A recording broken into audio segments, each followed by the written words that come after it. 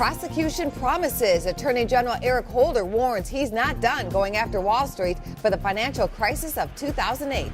In today's cover story, why rents and housing prices are on the up and up. Plus, the stocks that are giving hedge fund managers a headache. And It Played, We Saw. Now find out which summer flick conquered the box office. First Business starts now.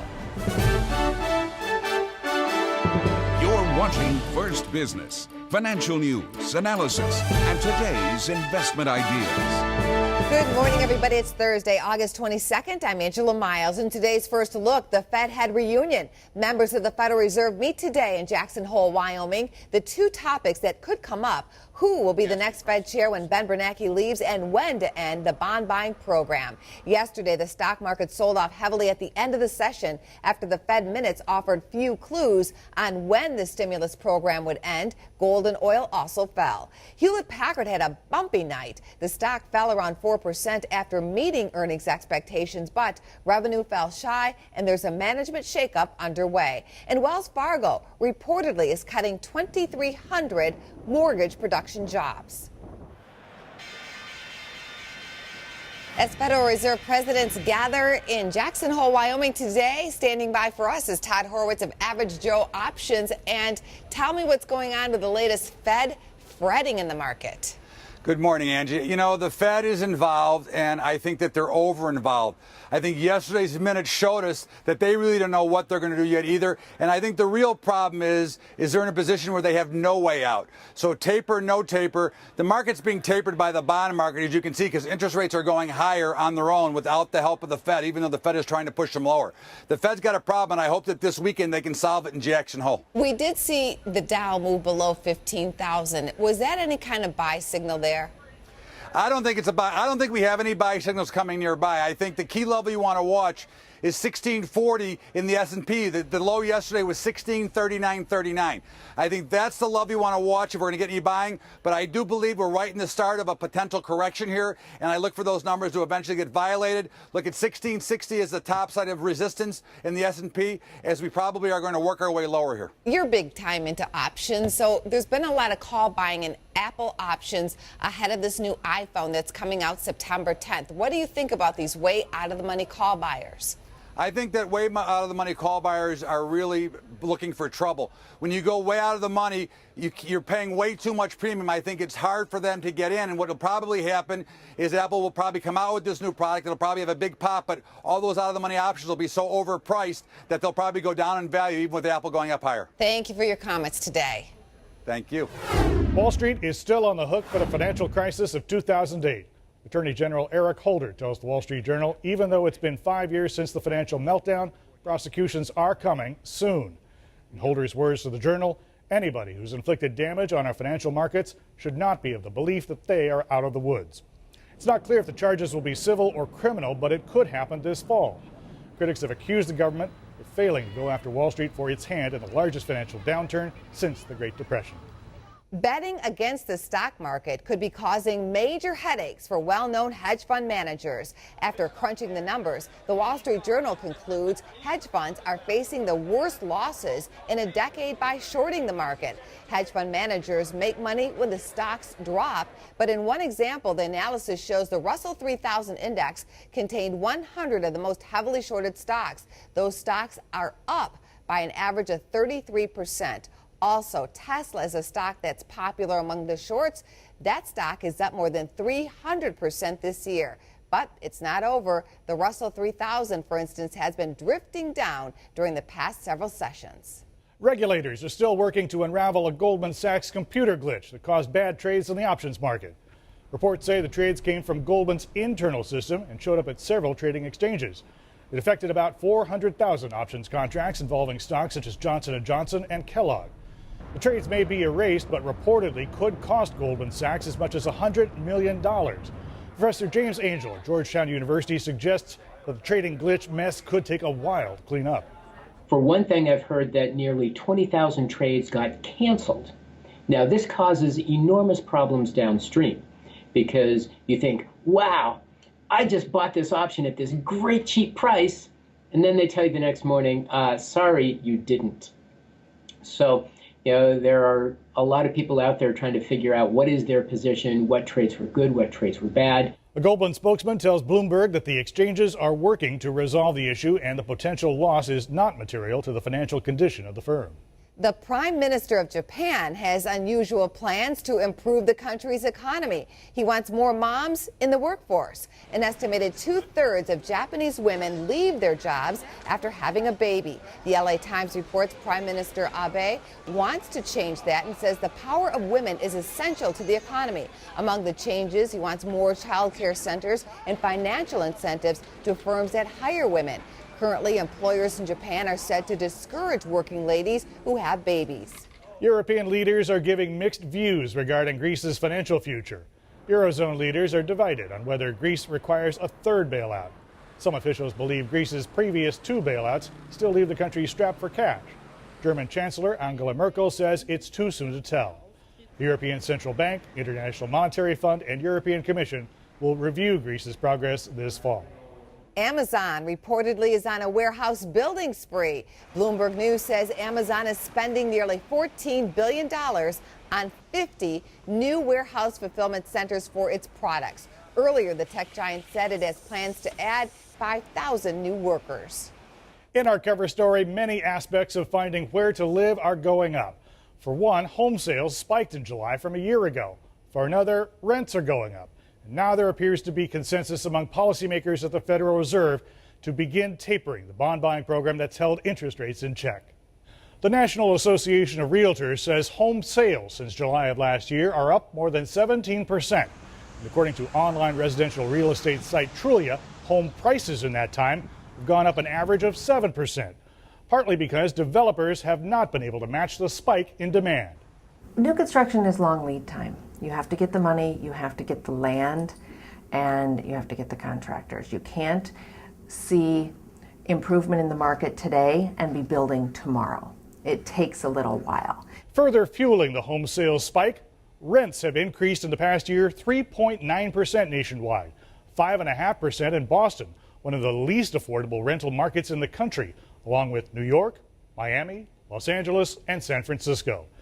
Developers seeking to capitalize on the hot rental market and potential for condo conversions are building for both. What we're seeing are rental apartments going up, brand new, condolicious, as I like to say, finishes. Absolutely outstanding, ready if they need to switch them over. In Seattle, the rental market's so hot, developers will have built 12,000 new rental units by the end of the year. In Portland, Oregon, 4,000 by year's end. Details of the Fed's July meeting seem to reinforce support for tapering the bond buying program that's kept interest rates low. Those rates could begin to creep upward and may prompt another spike soon. We're going into the downside of the real estate market on an annual basis. So I think there could be a little bit of a spike in sales after Labor Day, after the kids get back in school and everybody settled down again. But I think it will taper off pretty quickly towards the holidays. Another measure of the housing market, the speed at which home sales are moving along. Last month, 45% of homes were on the market for less than 1 month. Turning an eye to earnings now, Toll Brothers reported third quarter profits yesterday that topped expectations. The home builder called the housing rebound real and says it's in the early stages. The company says $650,000 is the average selling price for its homes. Target warns its profits are likely to take a hit as consumers use caution when spending at its stores. The second quarter profit, however, came in ahead of expectations. Staples missed on earnings and lowered guidance on lower sales of its office supplies. President Obama hits the road with a bus tour to New York today. He'll be talking about shaking up the way students pay for college and offering ideas to make higher education more affordable for the middle class. Experts on higher education question, however, how he could reshape financial aid for college without the cooperation of Congress. Americans are stashing away record amounts of cash for college. Parents put away an average of $5,000 in 2012, up 58% from 2007. However, many say they are still far from their long-term savings goals as college costs continue to rise. Last year, tuition at public universities rose 4.8% to an average of more than $8,000. To combat with costs, many parents are pushing for students to take online courses or live at home instead of on campus. Mark Zuckerberg is looking to give the gift of internet to the entire planet. The head of Facebook posted on his own Facebook page this week that he's teaming with corporate America to expand internet access to the world. Currently, 2.7 billion people are online, and while that's a pretty large crowd, it's only 1/3 the world's population. The NFL is said to be shopping Silicon Valley potentially for a new home for its Sunday ticket game package. All Things D reports NFL reps have been meeting informally with leaders of top tech companies, including Google, which owns online video site YouTube. Currently, DirecTV owns rights to NFL Sunday Ticket through the end of 2014. The satellite TV giant reportedly pays $1 billion for those rights every year. UPS is delivering a blow to workers. The company will remove employees' spouses from insurance plans. It applies only to spouses who are able to get health coverage elsewhere. The company told employees that rising health care costs and new ones associated with Obamacare made it difficult to provide certain benefits to employees at an affordable cost. The Obama administration did not respond to the decision. However, advocates of health care reform contend that the costs are minimal compared with overall medical insurance inflation. Ask and you may receive. Career Builder discovered that 49% of job hunters do not negotiate over salary and take the very first offer, while 45% of employers are willing to negotiate, which means nearly half of all new hires could earn more money if only they would ask. On to the economic calendar for today. At the initial and continuing unemployment claims, FHFA housing price index, leading indicators, and natural gas inventories. On the earnings calendar, watch for Pandora, Abercrombie & Fitch, New York & Company, Retail Me Not, Hormel Foods, Sears, GameStop, Aeropostale, Steinmart, Dollar Tree, and Gap. Still to come, the little film that could. How persistence paid off for this week's box office winner. Plus, are you paying too much for your car? Why geography may be to blame. And go big or go home. The sprawling cities that top travel plans this Labor Day weekend. Prepare to get packing after the break.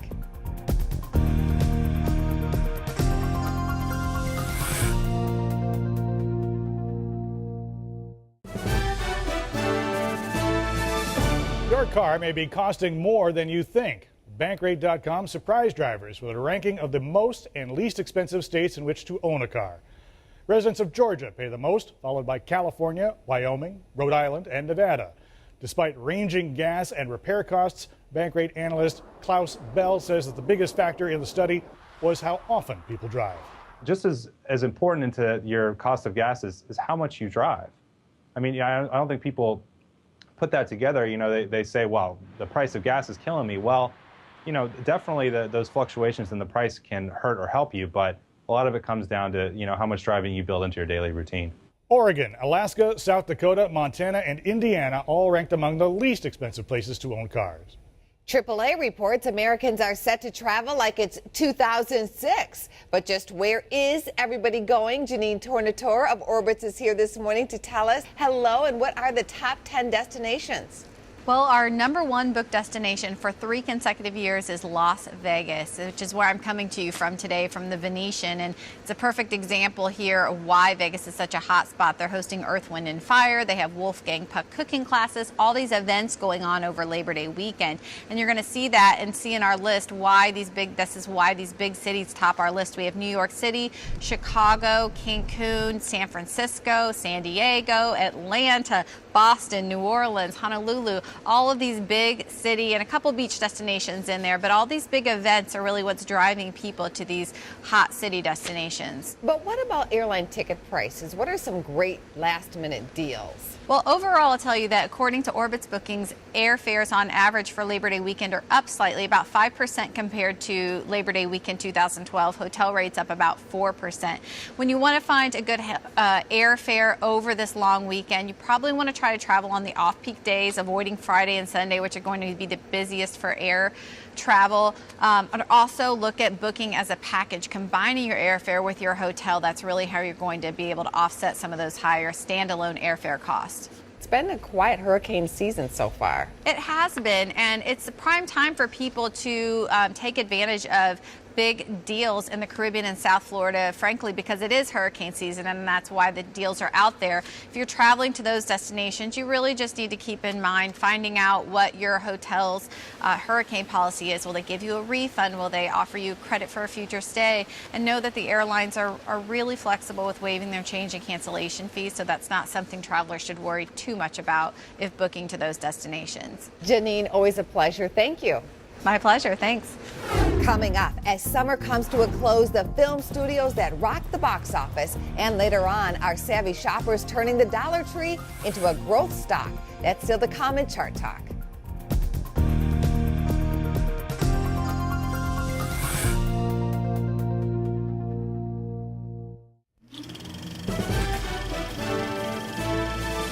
The new film, The Butler, served up a win at the box office over the weekend. Getting that film on the silver screen is also a fascinating story. Our movie guy, Eric Childress, is here. Eric, I went to see this movie over the weekend. What'd you think? I thought it was terrific, but the first thing I noticed, I'm seeing producer name after producer name, production company after production company. It took a lot to get this onto the silver screen. It seems like everyone involved putting the money together for this thing wanted to get their own credit on screen. I mean, they nickeled and dimed, but they did it. Yeah, well, absolutely. It's an indie. It's very much an indie. It's an indie film. I mean, it's a film, was sort of, started in 2011. Laura Ziskin was a champion of the film. She unfortunately passed away, and so the filmmakers, Lee Daniels, tried to find, other people to fund the film, and evidently he found a lot of people, and they all want a little piece of the pie, obviously. So he did a great job, but I have to tell you, I'm going to give you a little warning when you go to see this. Okay. In the first couple of scenes where you see Oprah, she has such an it factor. She steals the scene like Oprah. Crazy. But then as they start to wardrobe her and it goes a little deeper into the film, you get lost in her character. They make her less Oprah. She's a lot less Oprah later on. Okay. Okay. All right, moving on. Here's what happened at the box office over the weekend. Lee Daniels, The Butler, at #1 at $24 million.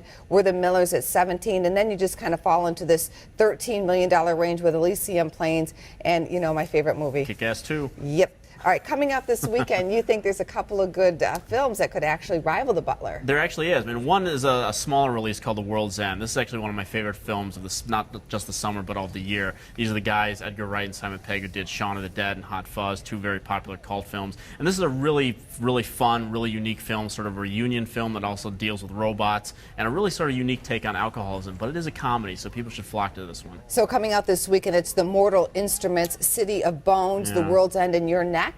Yeah, well, The Mortal Instruments, City of Bones, the film that Sony's sort of hoping is going to be the next Hunger Games or Twilight. Tracking doesn't suggest that it's going to be that. It's going to be more like this year's Beautiful Creatures. Maybe not quite as big a bomb as that one. Your Next is a horror film that premiered at the 2011 Toronto Film Festival. Lionsgate's been sitting on it for a few years, and I think it could actually challenge Butler this weekend at the box office. Horror's had a very successful year, and I think it's going to be a race. How are things shaping up for the summer? It's been a very good summer. We're about to, break the record for the best summer ever, surprisingly enough. And there are a lot of films that, had a very healthy profit this year. Name a couple. A couple. I mean, obviously, right at the top, you have Iron Man. Was the big winner this summer. Despicable Me 2 and Fast and Furious 6, both big hits for Universal. Number 4 on the list, Monsters University, another big hit for Disney. Number 5, The Conjuring. One of my favorite films of the summer. It was. A very small budgeted film, but again, horror really tapped into something this year. It was a really successful film and made over $100 million at the box office. So it was a good year. Thank you, Eric. We'll see you next week. Thank you. Just ahead, find out what's in store for the Dollar Tree stock as the retailer reports earnings today. Chart Talk is next.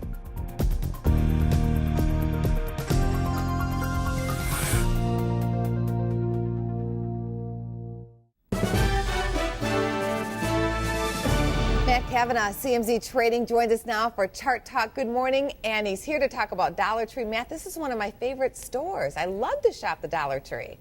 Yeah, and it's been a great segment. Dollar Tree, not the biggest of the discount stores, but definitely one of the best, having compound annual growth approaching 12% over the last 5 years. So a lot of people are really going to be watching this to see what happens. Now, the stock is near its 52-week high. Earnings are coming out today, so what would be your play? Well, I like this stock. I like this segment. I think that it plays really well to an American consumer that's stretched, a middle class that's kind of hurting, and all these additional part-time jobs that have been created. But I do think the stock is priced pretty fairly. I think the big key to watch here is going to be, we've seen some of these retailers like Macy's, Walmart, Target give us weak guidance for the second half. So is that going to carry over to these discount retailers, or are they actually going to benefit to it? So I think expectations aren't really that high, but one to watch. And if this stock sells off, definitely a buying opportunity. You know, one of the most popular products at Dollar Tree? It's bleach. They can't keep it on the shelves. It's amazing. No kidding. It comes in and it's gone. Matt, good to have you on the show. Thank you. Thank you. We are out of time for today. Coming up tomorrow, the best way to wrap up your work week. Join us for a new round of Traders Unplugged Friday. And it's last call as we take your questions for Traders Unplugged. Tell us what you want the traders to debate on Labor Day by sending an email to comments@firstbusinessnews.com.